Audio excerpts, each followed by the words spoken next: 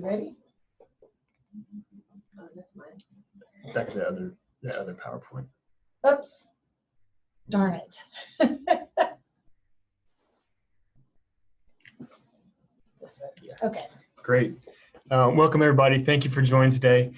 My name is Kai Harkey, and I'm the Director of Interpretation for Texas State Parks. And I like to say that means my job is to help people fall in love with Texas State Parks. And I'll talk more about that in a little bit. We at Texas Parks and Wildlife want to thank the Governor's Office for People with Disabilities for having us today. And I want to begin by giving an overview of what Texas Parks and Wildlife Department is and what are some of the programs that we offer to the general public. So here's our mission statement. We at Texas Parks and Wildlife, we are tasked with managing and conserving the natural and cultural resources of Texas and to provide hunting, fishing, and outdoor recreation opportunities for the use and enjoyment of present and future generations. So teasing that out a little bit more, we conserve the natural resources, places like Big Bend, out in West Texas, the falls at Gorman Falls at Colorado Bend State Park, habitat for the endangered golden cheek warbler, and of course, native white-tailed deer populations that are very important for Texas's economy. We're also tasked with managing our cultural resources, things like Washington on the Brazos, the birthplace of Texas, or Battleship Texas, a 105-year-old battleship stationed out in the Houston Ship Channel, as well as our prehistoric resources, areas that have been populated by Native Americans, including Waco Tanks State Historic Sites, which has that beautiful rock art in that bottom right corner. We also provide hunting and fishing opportunities, managing 800,000 acres of wildlife management areas, and making sure that our turkey and deer and fish populations are healthy to make those opportunities possible. And we provide recreational and educational opportunities. So that is our 600,000 acres of state parks that are available to all Texans and beyond. Places like Enchanted Rock, Palo Duro Canyon, and right here in Austin area, McKinney Falls State Park. And we do all those things for present and future generations so that everybody today can feel at home in a state park. And just like all the kiddos in these photos, 10, 20, and 30 years from now, they have healthy wildlife populations to enjoy and to see, and vibrant Texas state parks that they can take their kids to. So that's a little bit about what Texas Parks and Wildlife is all about. There's a map of many of the state parks, all 95 of our state parks that are available to the public. And some things that we do in terms of our programs to help make our mission accessible to all Texans. Here's a handful of programs that are available to really specifically to educators, both in the formal setting in schools and informal educators. So one of our programs that we're really proud of is our Texas Aquatic Science Curriculum.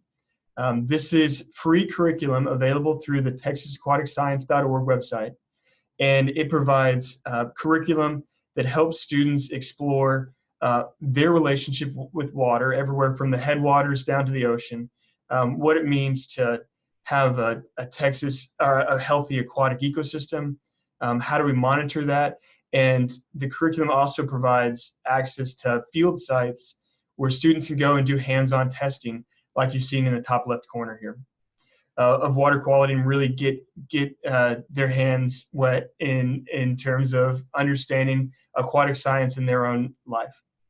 This is curriculum that, again, is available for free, and it provides a lot of great professional development training for teachers as well.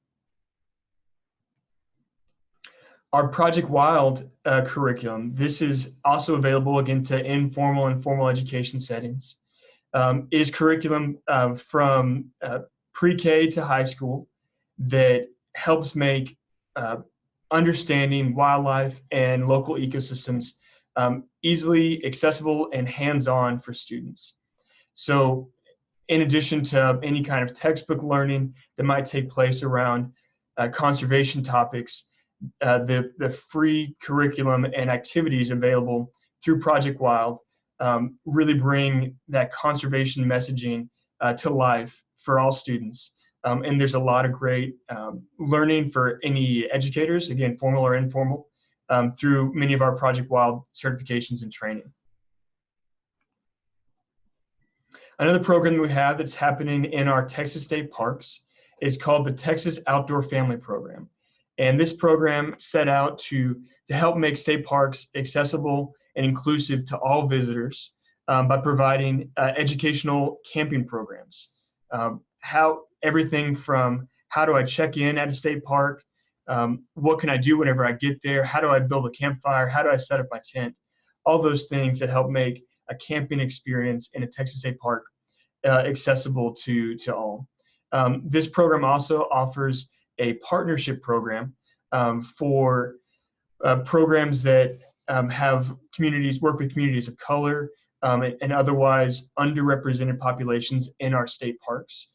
We partner with those programs and provide free trainings that means a program and a partner group can have access to our camping equipment at a very reduced cost. And one more that we offer, again, kind of specific to education programs, is the Texas Buffalo Soldiers program. The Buffalo Soldiers were the first professional African-American soldiers in the U.S. Army, and they were also some of the first park rangers in the country at Yosemite National Park. In the late 1800s, Buffalo Soldiers were passing through Texas, hunting and fishing and hiking and camping in all the places that we do all those same things today in Texas state parks. So this group of interpreters, the Texas Buffalo Soldiers, will come to schools and work with different community groups to provide a very hands-on learning experience, talking about the Buffalo Soldiers and discussing their relevance in the lives of children today. So a handful of other programs that we offer that are maybe not so much specific to educational context, but still great education for all Texans. Our angler education. They say that about 15% of all Americans participate in fishing in some way or another each year. And the purpose of the angler education programs is to perpetuate that, to help the next generation of anglers, young fishermen and women, understand where they can go fishing, how they can go fishing, what the different rules and regulations are. And all of these angler education programs, we offer gear loaner programs, our tackle loaner programs that are available at a lot of sites, and more information is available on our website, as well as hands-on education, again, for youth and adults, and neighborhood fishing programs to help everybody understand what their opportunity to participate in fishing is. I like to plug that at a Texas state park, you never need a license to fish at a Texas state park. If you're inside a park, you can bring a rod and reel, or even in a lot of cases borrow from us, and fish without a license.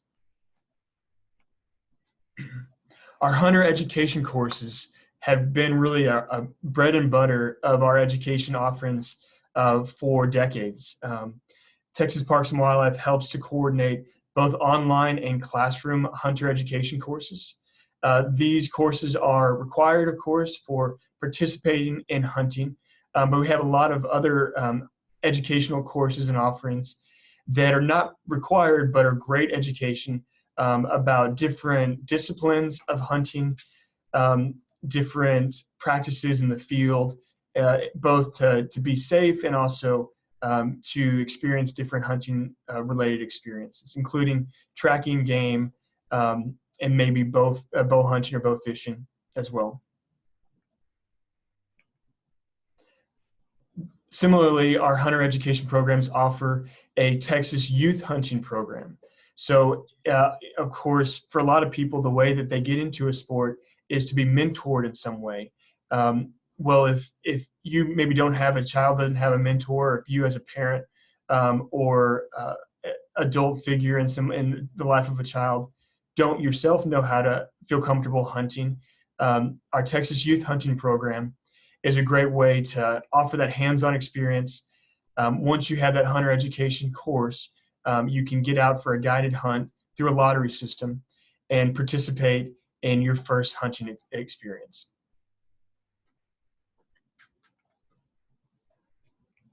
We also have a very robust archery education program.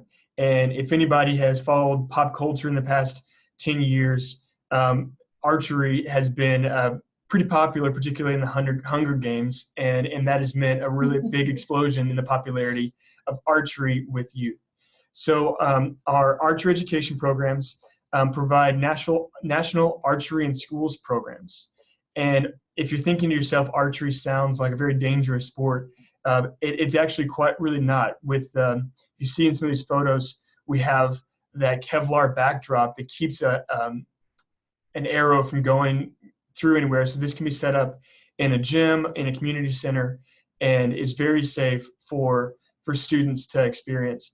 And it is one particularly that is very accessible for any students that might have limited mobility.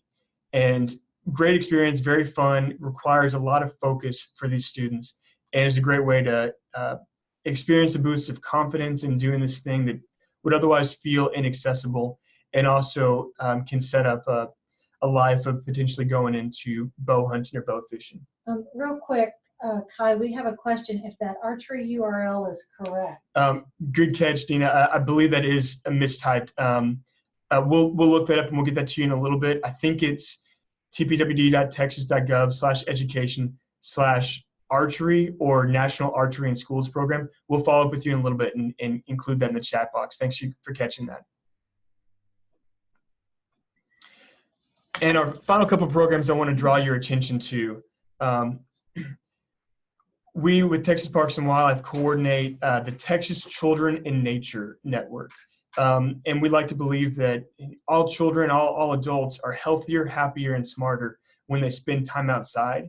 And the Texas Children in Nature Network is a collaboration of hundreds of different nonprofits, local government groups that are invested in getting more kids connected to nature.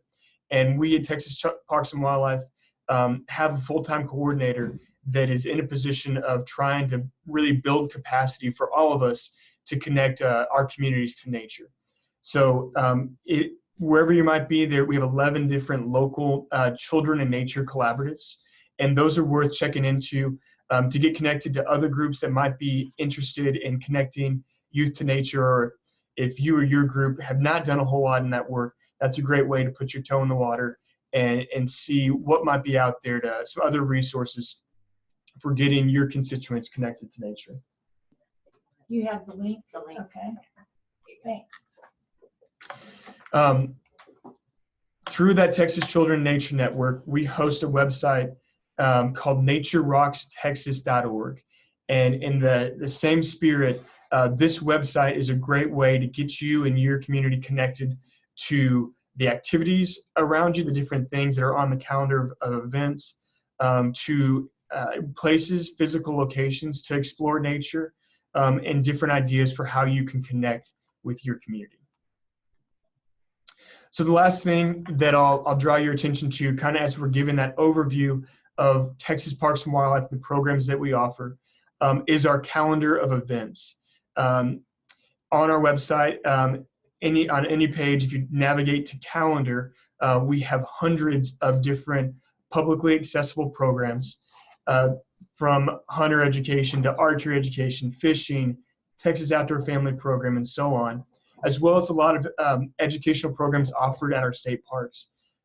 You can search on that calendar of events for different activities that interest you, or you can search by your local community to see what are the activities happening local to you. And with that, again, Texas Parks and Wildlife, we are a large department offering a lot of programs, and it is our goal to make sure that none of these programs have barriers that prohibit anyone from experiencing them and accessing these programs. And particularly with our new ADA coordinator that's coming on board, we are looking forward to doing everything that we can to make sure that these programs are accessible to all Texans. And with that, we will transition into our next presenter. Our next presenter. Do we have any questions for Kai before we move forward? Take this.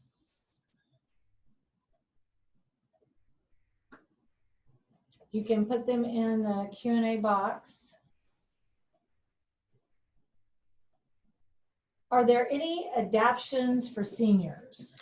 Yes, I'd argue to say that probably all of our programs that I just described in some way or another have made adaptations for seniors, and have worked with older populations. So any of those would have different ways for making their archery programs or camping programs accessible to seniors who perhaps might have some limited mobility. Our staff have worked with seniors before and would certainly welcome any questions about direct experience to make it inclusive. Another, the same person says, I have a person with Parkinson's that tried archery with us, but was quickly discouraged. I'm sure that it must have been very frustrating. And I welcome you to communicate with any of our archery education instructors and communicate that. And if you're interested, perhaps there's also some other ways. I know there's a lot of adaptive equipment out there that Texas Parks and Wildlife has access to that perhaps could help make that a positive experience for that gentleman or woman. Okay, very good. I don't see any other questions, so I'm just going to minimize that. And I believe next is Cynthia Pickens, right? That's right. Okay. Thank you. Cynthia, you want to go ahead and take the screen? Okie doke.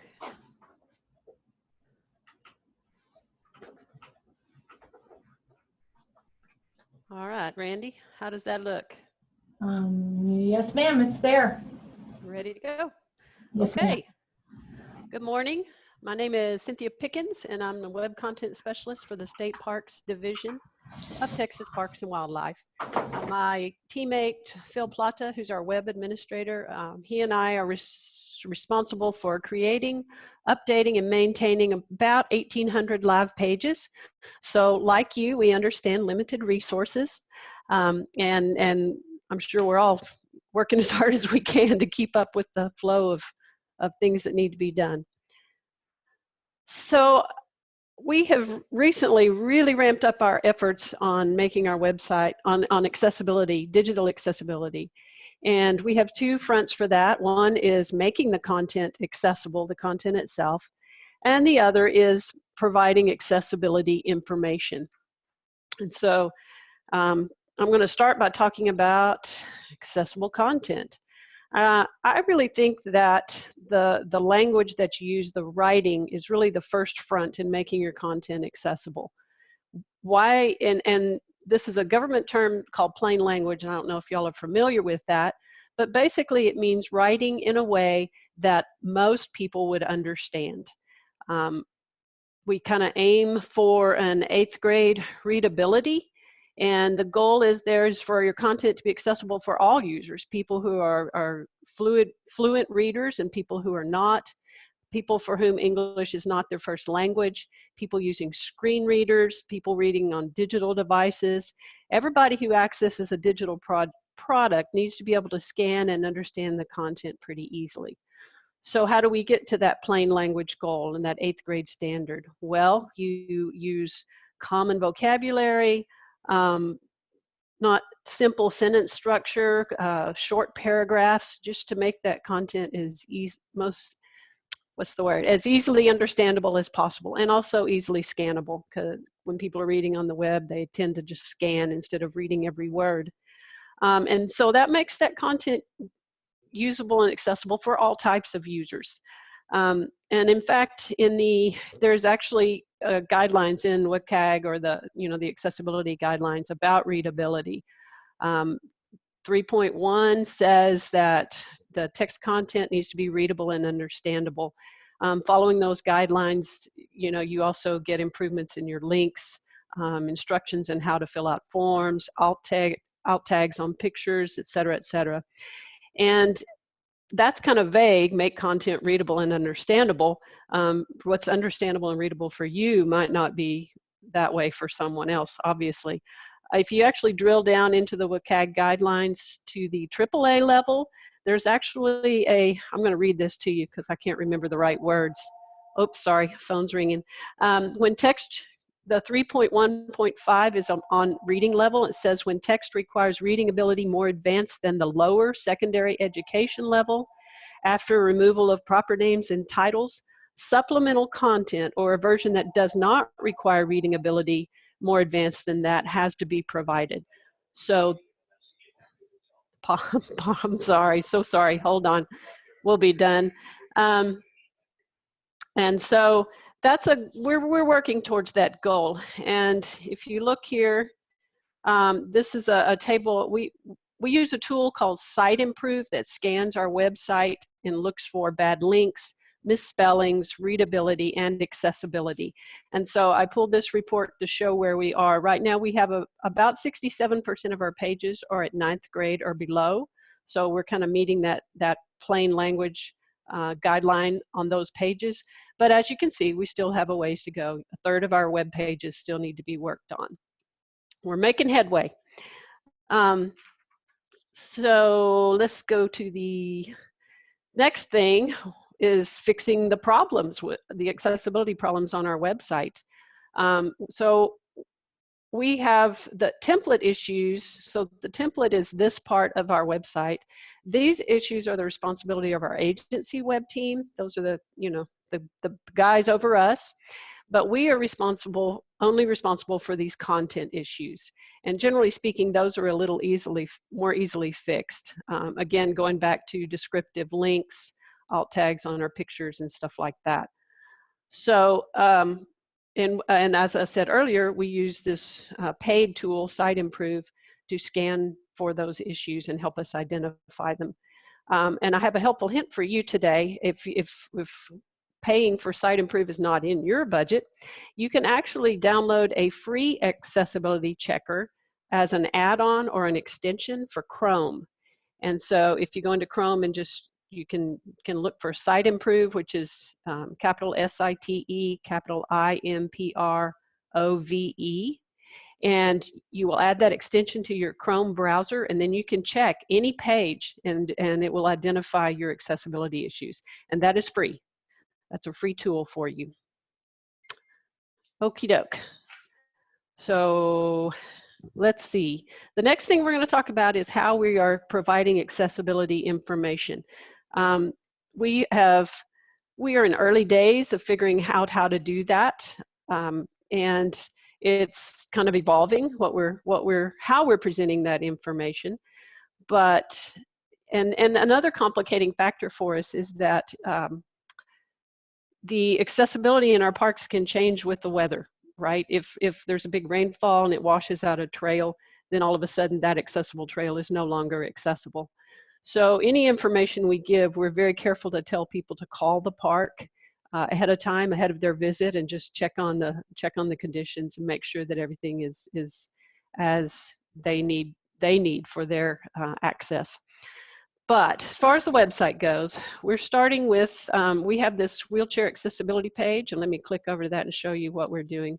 Phil has been working really hard on the last couple of months on gathering information from every park about what facilities they have at the park. And one of the other things we're being very careful about, we're trying not to claim, we want to under-promise and over-deliver, right? We don't want to say things are accessible for sure. We want to provide information so that people can make their own decisions. Because the fact is, we're all people are different and have different needs. And it might be that a senior citizen is not so stable on their feet. They need a pretty level trail, but they can still go walking. So people might have young children and don't want a campsite with a big cliff out the backside of it. And again, people using assistive devices. So what we want to do is provide information so that people can look at that information and make their own decisions about whether that facility or trail or whatever it is will work for their needs. Okay, so we're moving down the page where Phil has gathered information. At first, we were just gathering information on this page, so he hasn't gotten to this bottom end. But now we are working to embed that information on the parks page itself. And so this is a page underneath the fees and facilities for Abilene State Park. Here at the bottom, accessibility information. And it's just a narrative at this point with links to pictures.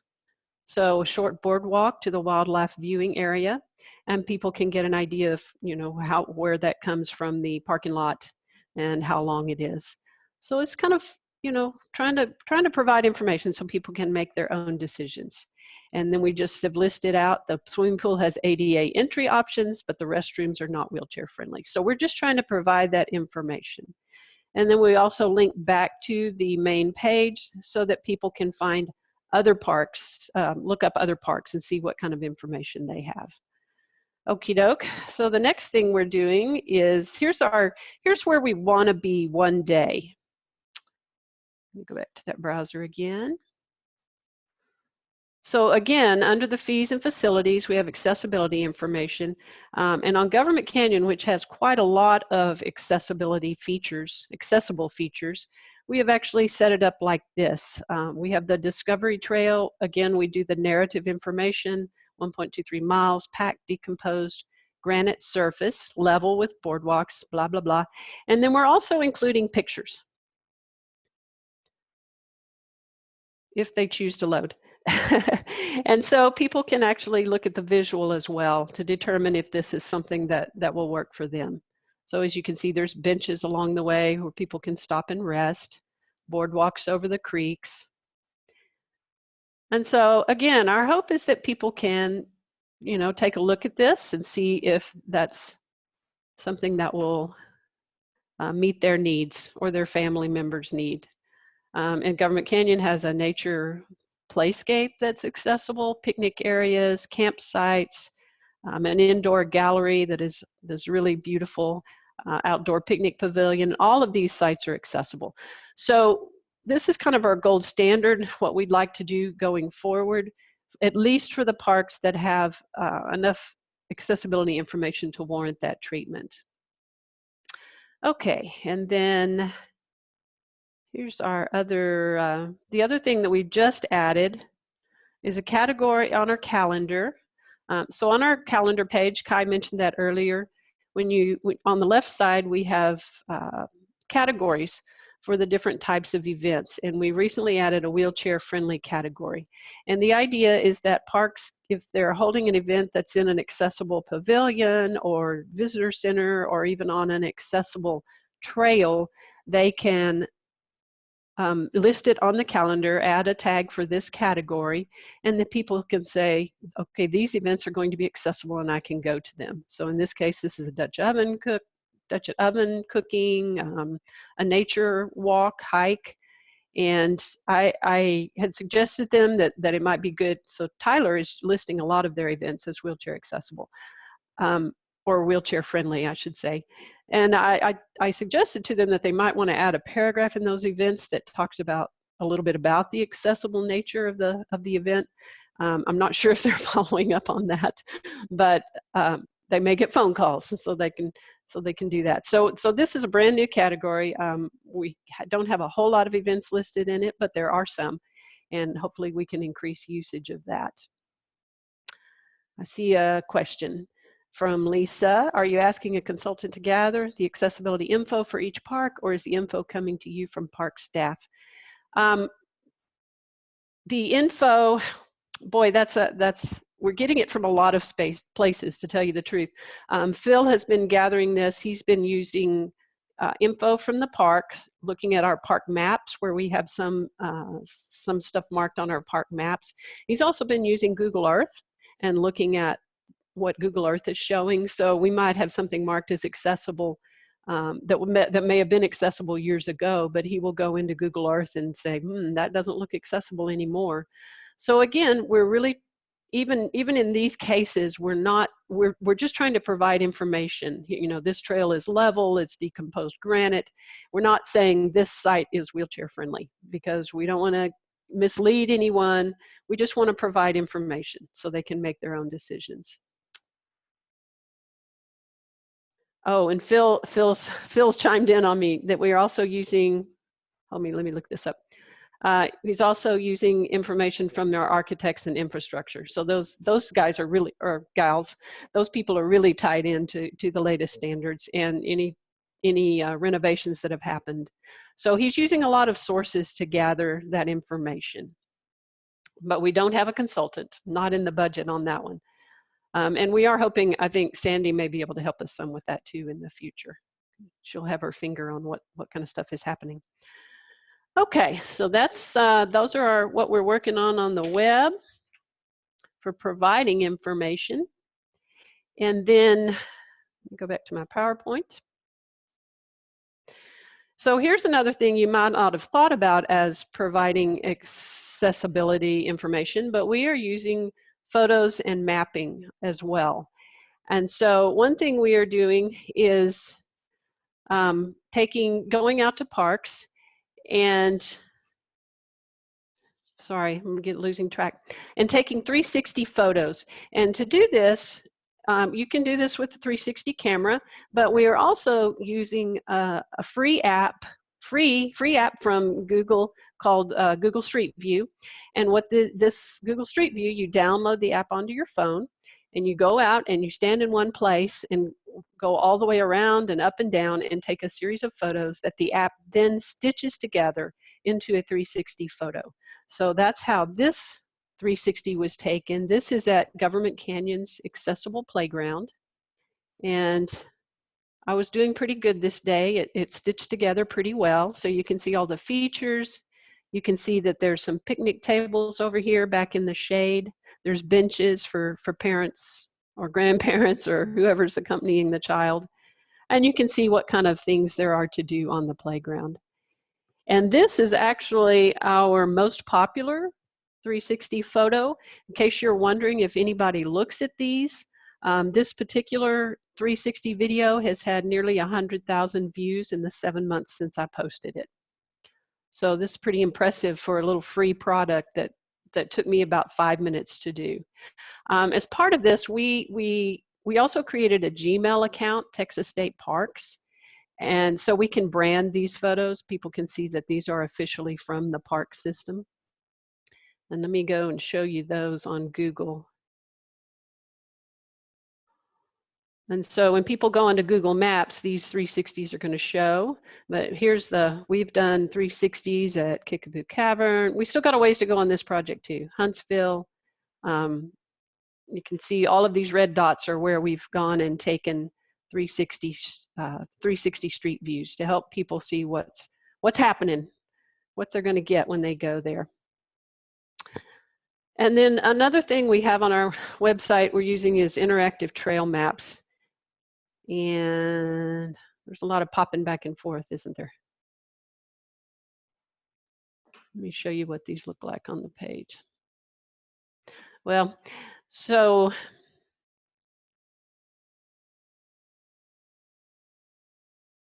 yeah, I clicked over to the map. Here we go.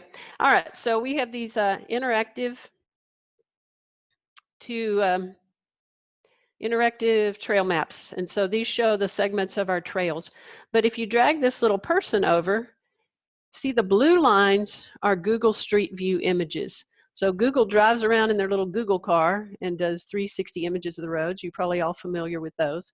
But in some cases, they've gone into parks on the park roads. But in very few cases, they have strapped on a backpack with a 360 camera attached to the top, and they have walked some of the trails. And so here at Enchanted Rock, they actually walked up the mountain. And so a person can get an idea of what that climb is going to be like.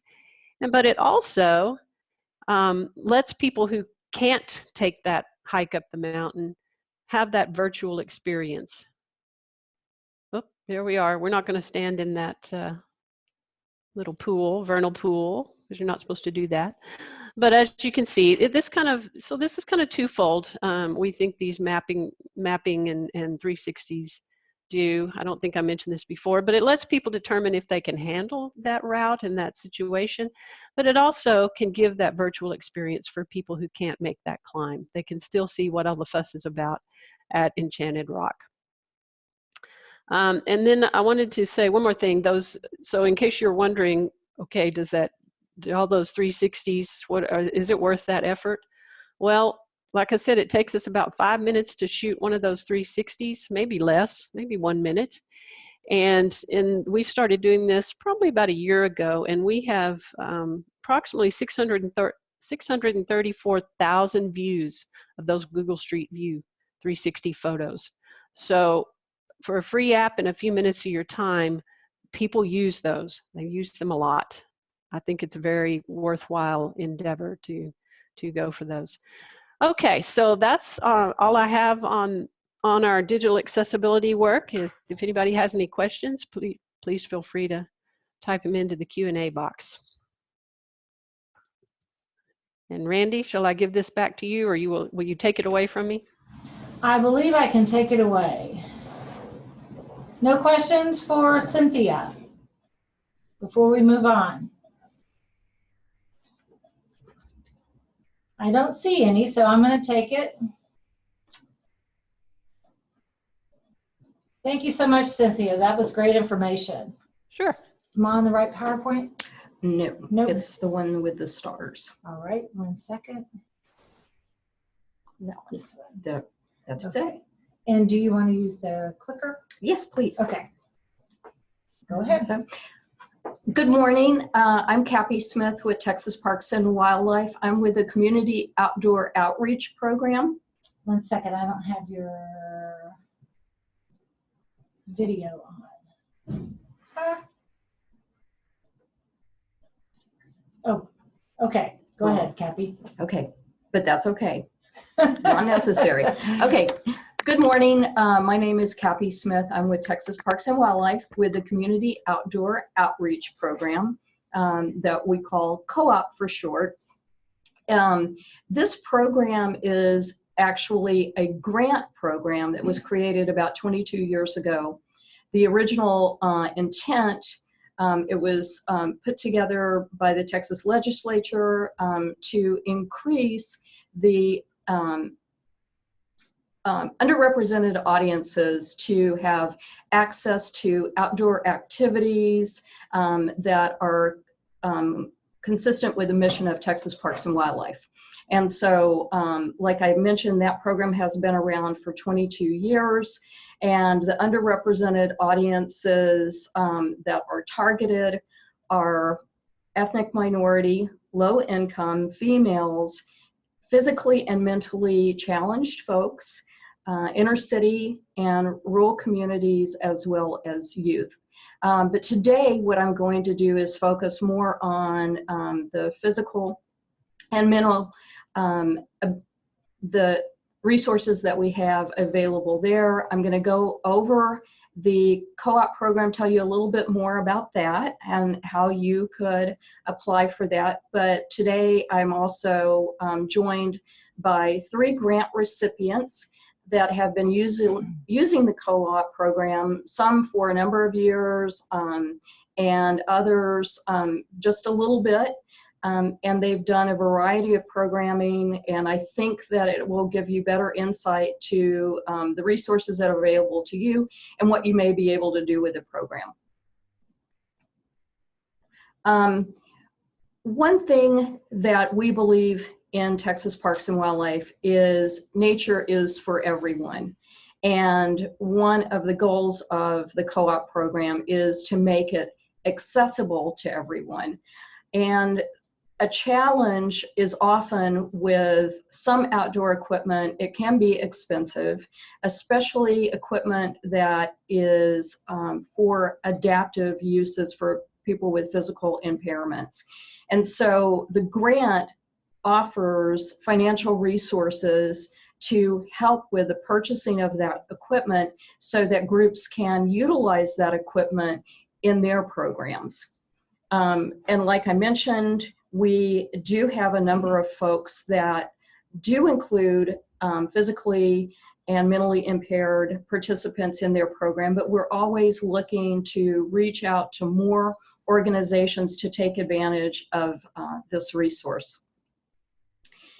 So one of the things, if you can think back to a lot of the things that Kai was talking about the Texas Parks and Wildlife programs, what you want to think about is not the traditional outdoor sports such as baseball, soccer, football. What we're talking about is things that you would see more occurring more in a state park or a national park. And so some of these activities that are eligible, and this is not an extensive list, but it just help you understand a little bit more where we are coming from, and that is archery, and we've seen some of that, hiking and backpacking, boating, whether it be kayaking, canoeing, nature photography. That is a really great option for pretty much anybody to enjoy, even small children. And of course, that what you think about the family loading up in the station wagon and going to the state park, camping, we want everybody to have that experience. Orienteering, for those of you that don't know what that is, that's the old, you have a compass, you have a map, you are going to find your way, or the newer version of that, which is geocaching, which is very fun. We have a lot of geocaches in some of our state parks, and that's using a GPS unit and finding buried caches, and it's really kind of a fun scavenger hunt sort of thing to do. Of course, fishing and hunting, shooting sports, which is one of the fastest growing sports in the United States, and so that might be sporting clays and things like that. The more traditional environmental education, where you learn about the environment and the issues connected to that.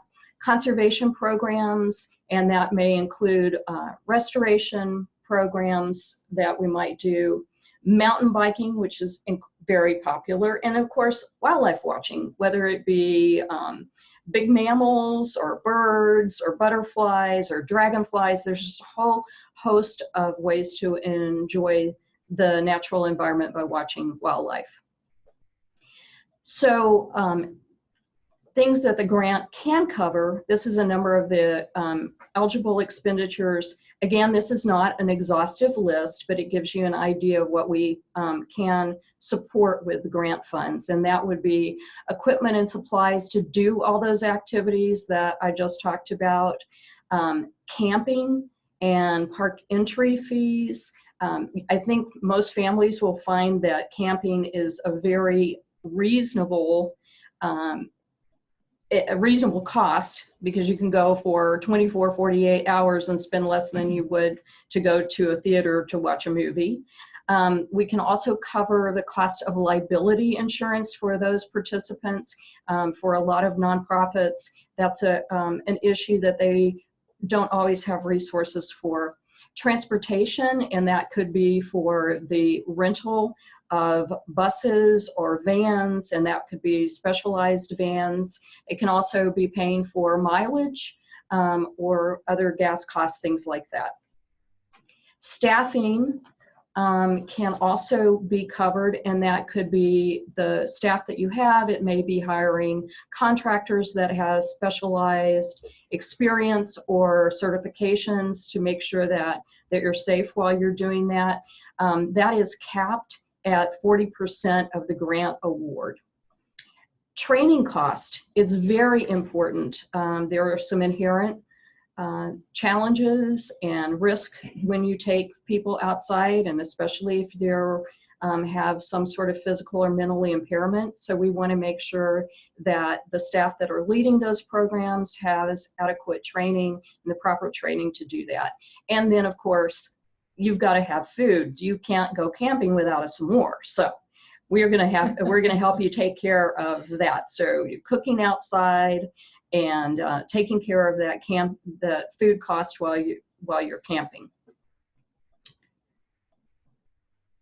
So a little bit more about the grant itself. The grant itself is available for any tax exempt organization.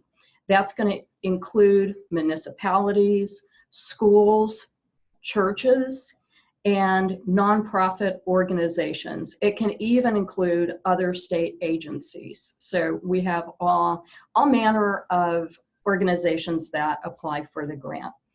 The grant amounts range from $5,000 to $50,000 traditionally, but that is dependent on the legislature allocating that amount. And so every biennium that differs, but as a standard rule, it's $5,000 to $50,000. The grant application itself should be written for a project that spans 1 year. It can't be used for construction. All of it must be used for the program. So all of those activities that I just spoke about, those are the kind of activities that you would include in your program. One important note is this is a reimbursement program, which means that organization would have to spend some of the money upfront, and then they would be reimbursed for that. But reimbursements can be submitted at any time and frequency. So you need to start with a little bit of a nest egg, and then we can continue to reimburse you. But we also have an opportunity for a 10% advance of seed funds at the beginning of the grant, so that we're able to work with you. And again, if you have specific questions about that, I really encourage you to contact me or the other staff person, Carly Blankenship, to talk about that. The deadline annually is February 1st, so the next deadline will be February 1st. The application is online, and so all of the application process and grant management process is done that. And just because we don't want you to think that you're going to get a blank check, we're going to require for you to send us quarterly reports and evaluations, and some of these grant recipients can attest to that. I don't think that it's too demanding. They may tell you different, but just so you know that you would be required to do that. And we also offer grant writing workshops every fall to talk people through how to go about the grant process, what we're looking through. We go through the entire grant application itself, and we're also happy to answer individual questions outside of that. And I'll show you in a little bit how you can sign up for our .gov newsletters so that you can be notified of those workshops when those become available. So if you're not familiar, there is a lot of adaptive gear that is already available and on the market. Of course, there's a lot of people that can do customized things for you.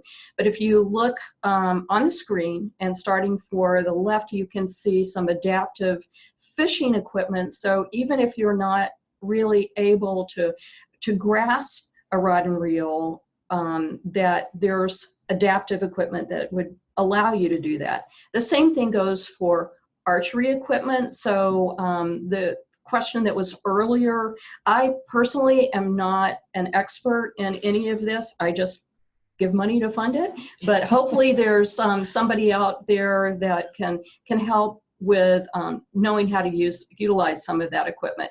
And of course, you can see here the canoe that has the stabilization, and there's other things that can be done to that.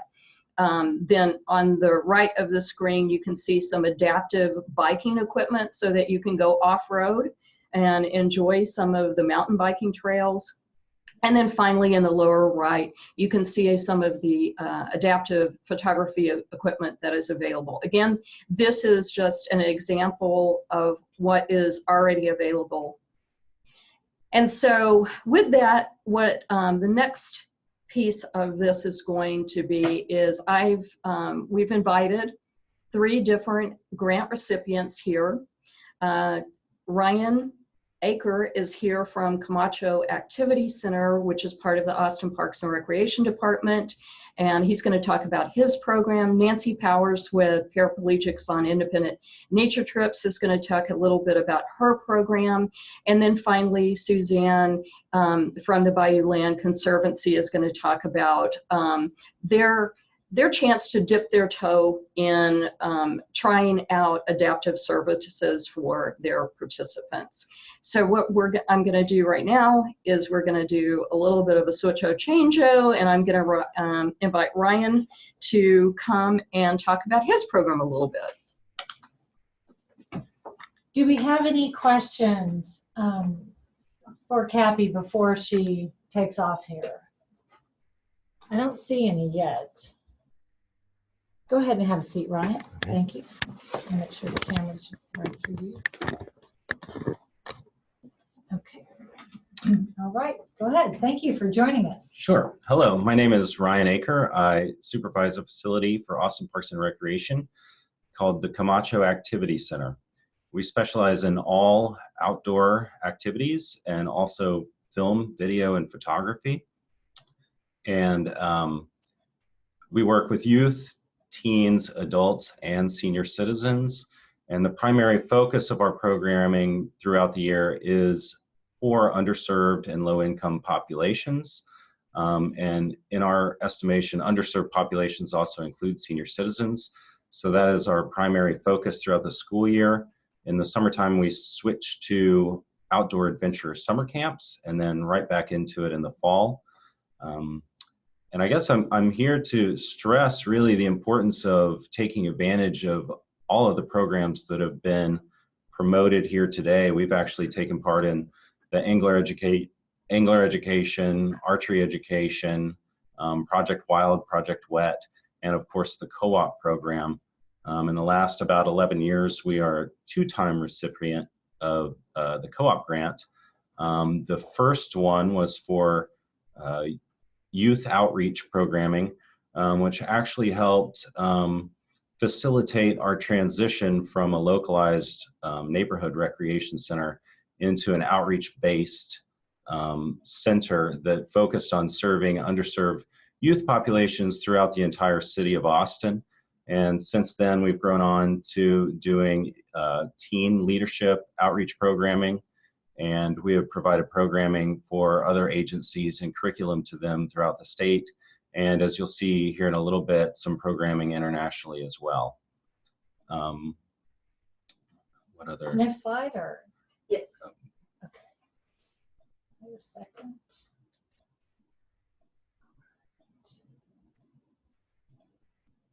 Did you want to talk about this first before we show it? Or? So I'm not quite sure the date on this. It's been a year or two now. Austin has a sister city of Saltillo, Mexico, and their wheelchair basketball team was visiting the city of Austin to tour some facilities and also take part in a wheelchair basketball tournament.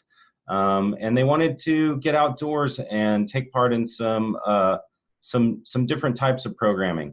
Not a single one of these men had ever been in a kayak before. We happened to have recently installed an ADA boat ramp and dock. So we were able to facilitate a kayaking program for them. And since they're wheelchair basketball, we kind of invented a game of kayak basketball for them. It's pretty cool. Okay, here we go.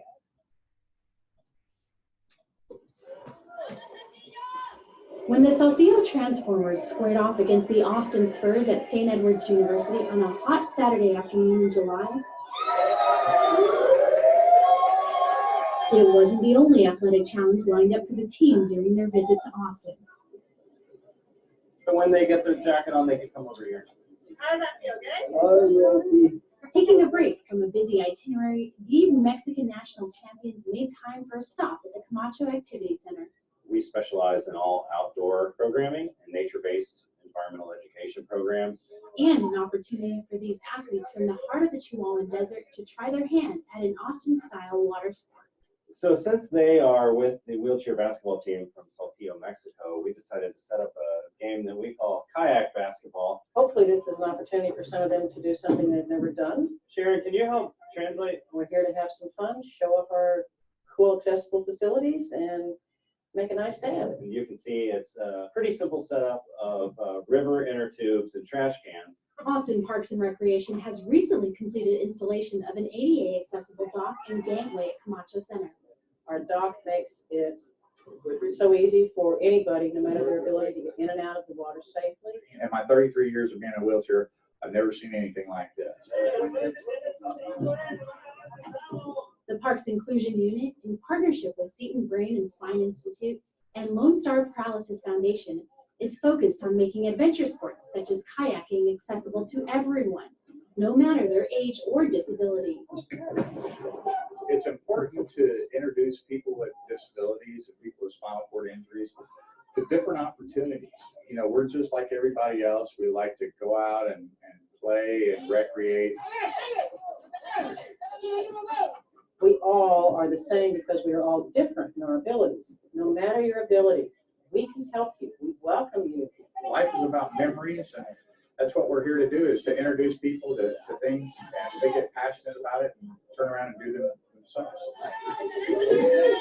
And there's no doubt this team is making memories that will last long after that final bucket.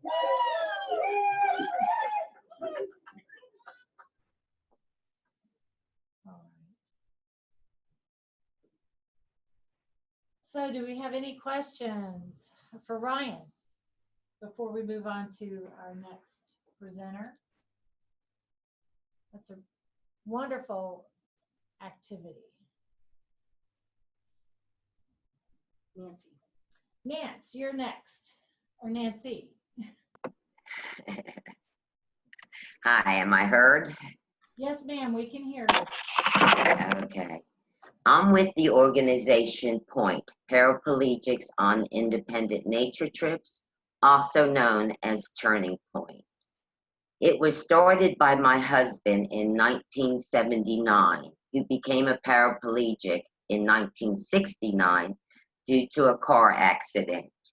He was always an outdoors person, and at that time found no organization that encouraged the outdoors for the disabled.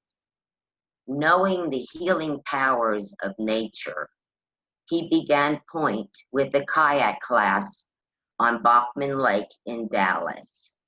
Since then, Point has expanded its activities to include camping, fishing, archery, hand cycling, boating, shooting sports. These activities are open and free to people of all ages with paraplegia, quadriplegia, spina bifida, amputees, muscular dystrophies, and the list goes on.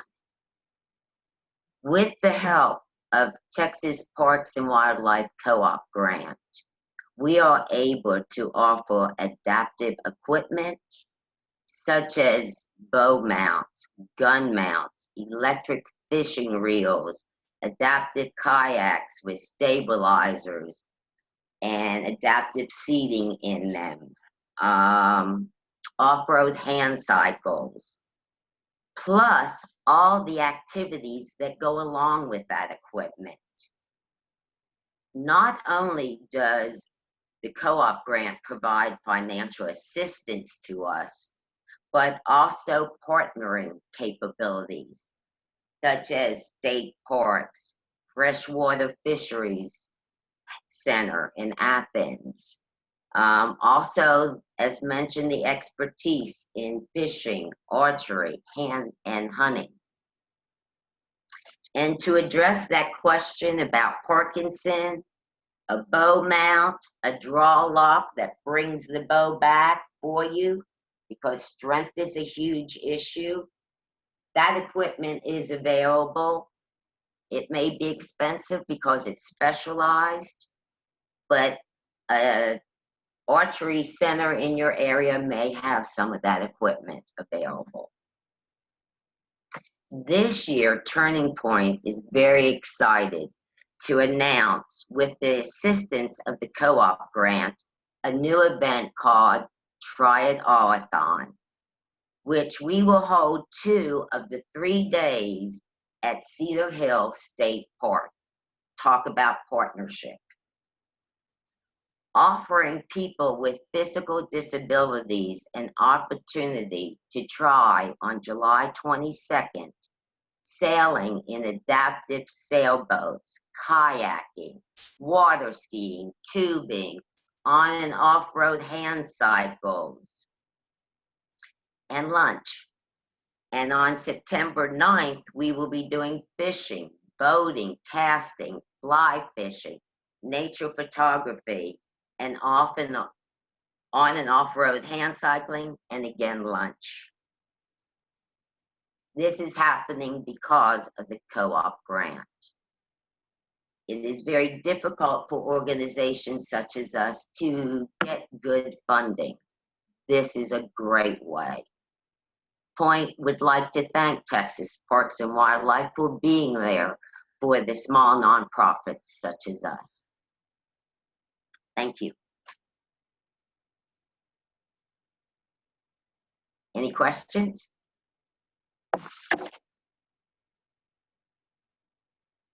Nancy, we do have a question. Do you have adaptive archery and fishing equipment that you can lend out for the Dallas Park and Rec use? I would have to talk with our board to see if we can lend it out, but could we do a partnership of an event where we are involved and we bring the equipment? That could be arranged. That's cool. Okay, that's great. That's great. Any more questions for Nancy? It doesn't look like it. So Okay. next we have Suzanne Simpson.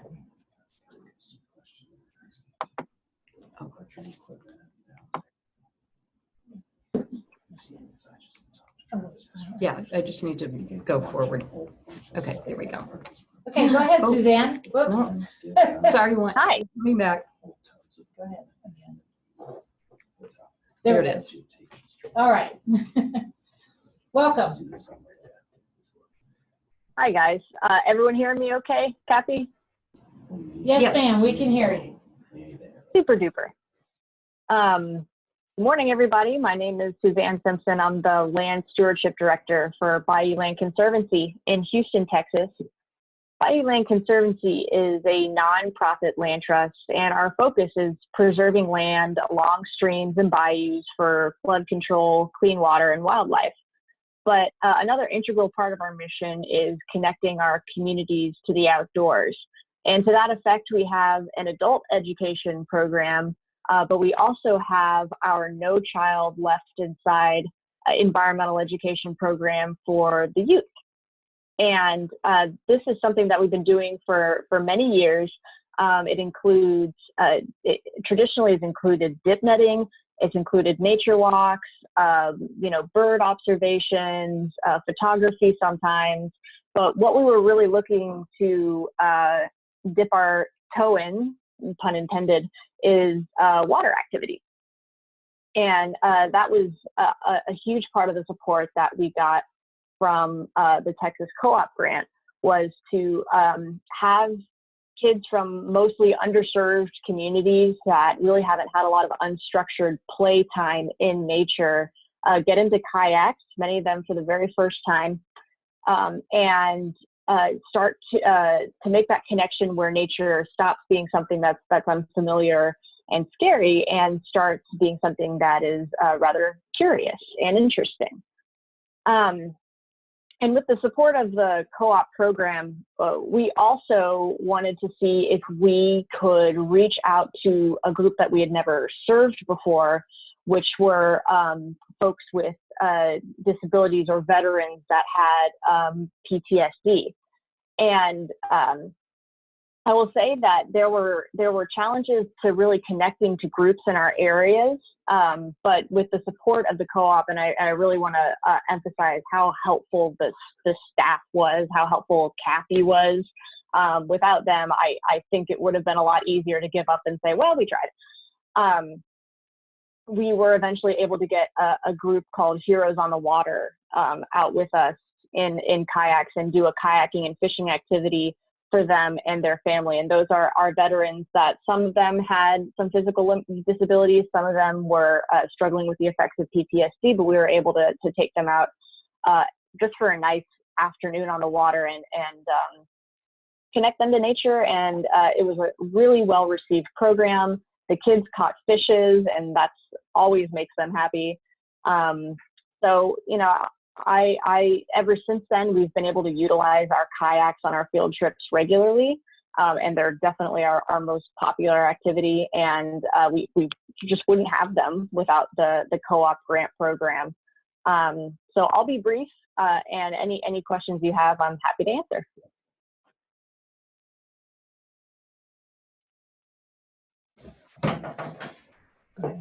Okay.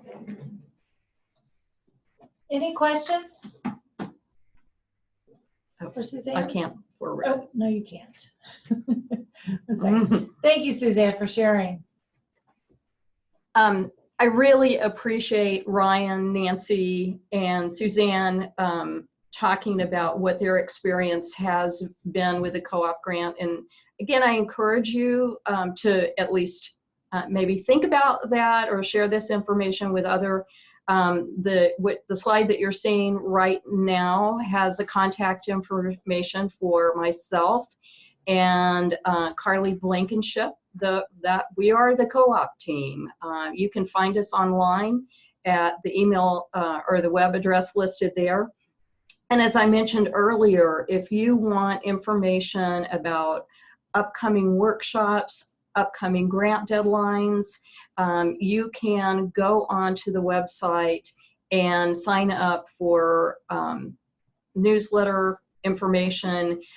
That's on the Texas Parks and Wildlife website. There's a number of different things, like maybe you're interested in archery or fishing and the grants, or what's going on in state parks. This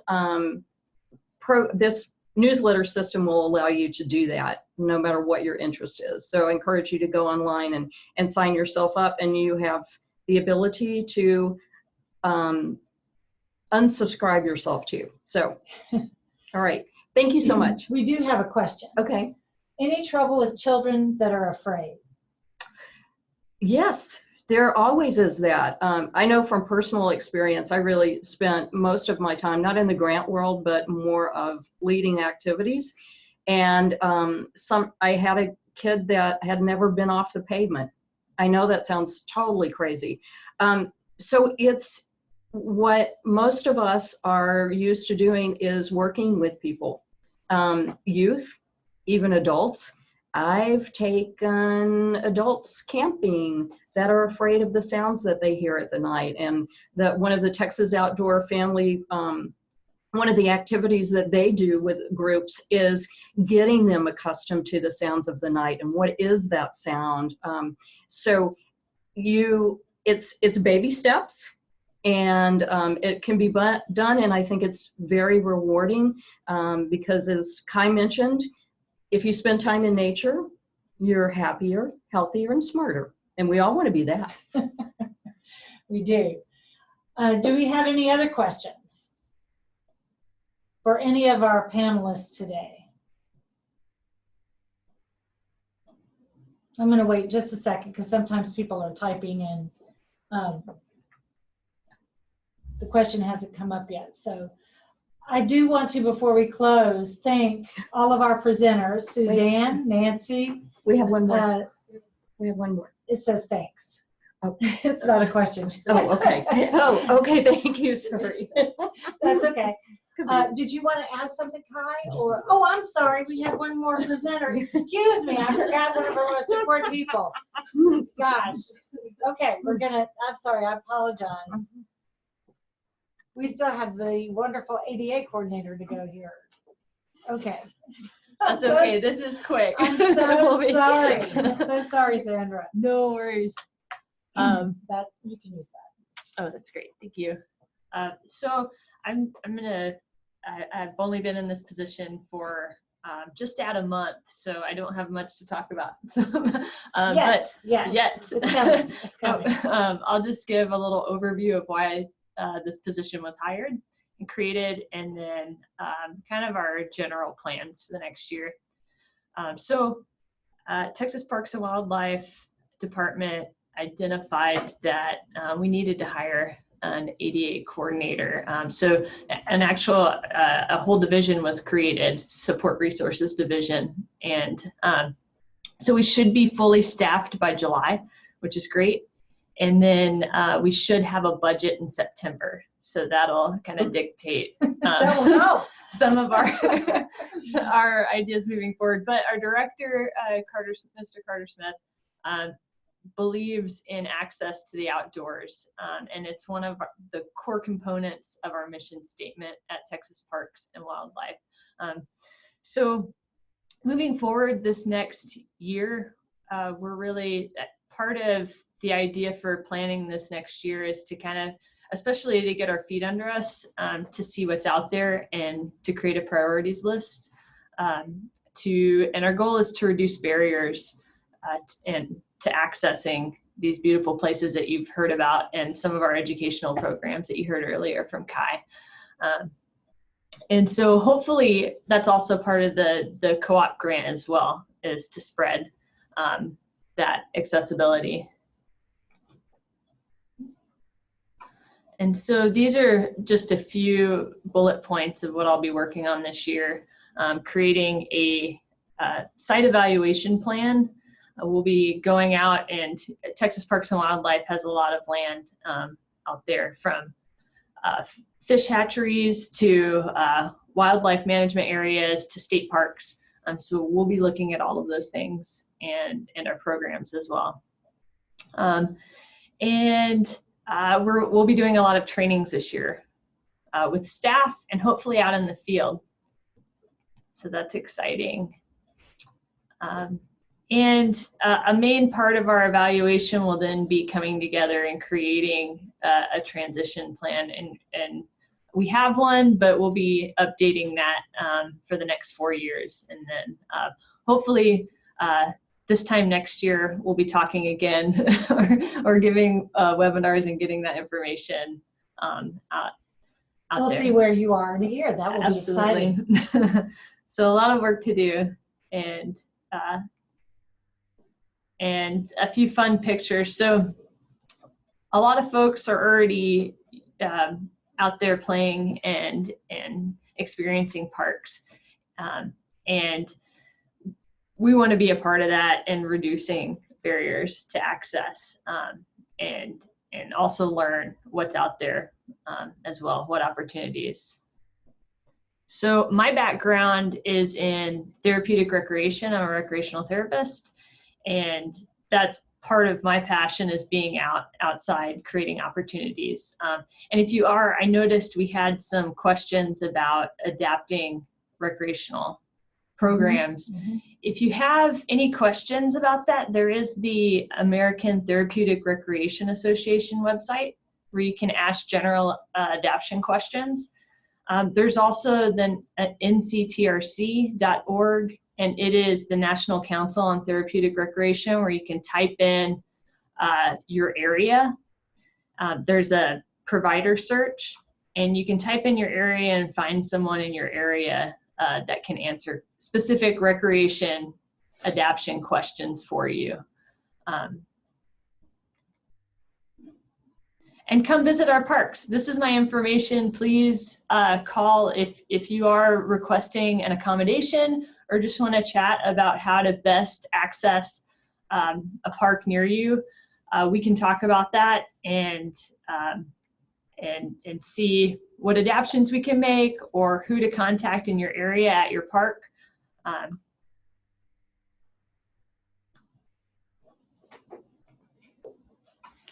And that's all. That's it. That's it. Okay, Yeah. now that you are the last of Yes. our presenters. So, any Awesome. questions for Sandra?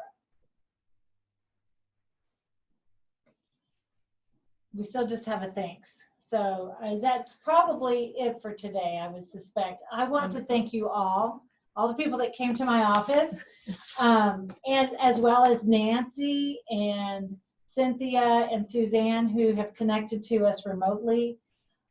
Thank you, Kai and Ryan and Cappy. I always want to say Kathy. It's Cappy. And Sandra for being here today. I also would like to thank Texas Closed Captioning for providing the captioning, and Cindy was our captionist today. So I'm going to go ahead and close the webinar down. Again, thank you for joining us and have a great afternoon. Bye-bye.